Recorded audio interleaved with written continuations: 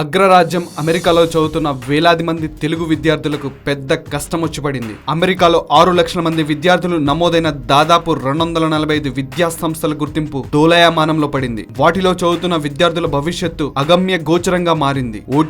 OTP ఎక్స్టెన్షన్ల మీద ఉన్న విద్యార్థులకు అవి చెల్లుతాయో లేదో తెలియదు. 6 లక్షల మంది అభాగ్యుల్లో వేల మంది తెలుగు విద్యార్థులున్నారు. ప్రపంచ ఐటీ హబ్ అయిన బే ఏరియాలోని ఏకంగా 5,000 మంది విద్యార్థులు దిక్కుతోచని పరిస్థితిని ఎదుర్కొంటున్నారు. వారిలో 90% మంది తెలుగువారే. 100 ఏళ్ల క్రితం ఏర్పడిన విద్యా సంస్థల గుర్తింపు సంస్థ accrediting council for independent colleges and schools గుర్తింపునే అమెరికా విద్యాశాఖ సెప్టెంబర్ 22న రద్దు చేసింది. విద్యా సంస్థలకు ఇది ఇచ్చిన గుర్తింపు చెల్లదని చెప్పింది. ఈ సంస్థ నుంచి అక్రిడిటేషన్ పొందిన 245 సంస్థలను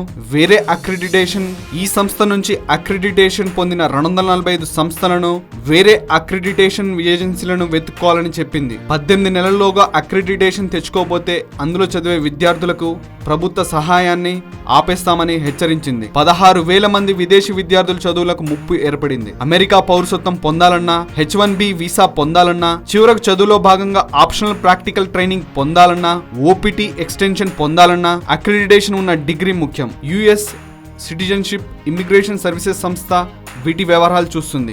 ACICS గుర్తింపును రద్దు చేసిన నేపథ్యంలో ఆ సంస్థ గుర్తింపుతోనే నడిచే 245 కళాశాలలో చదువుతున్న భారతీయ విద్యార్థుల పరిస్థితి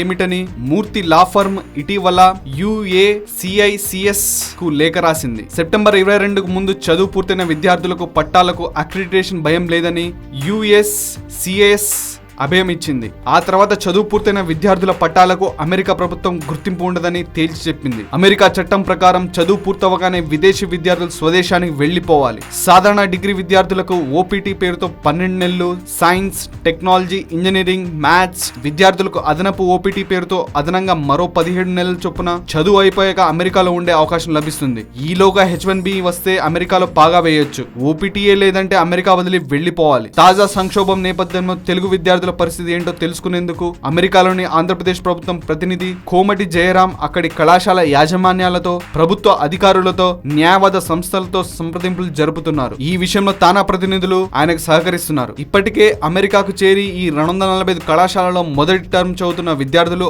అక్రిడిటేషన్ ఉన్న వేరే కళాశాల వెతుక్కోవడం మంచిదని విద్యా నిపుణులు సూచిస్తున్నారు.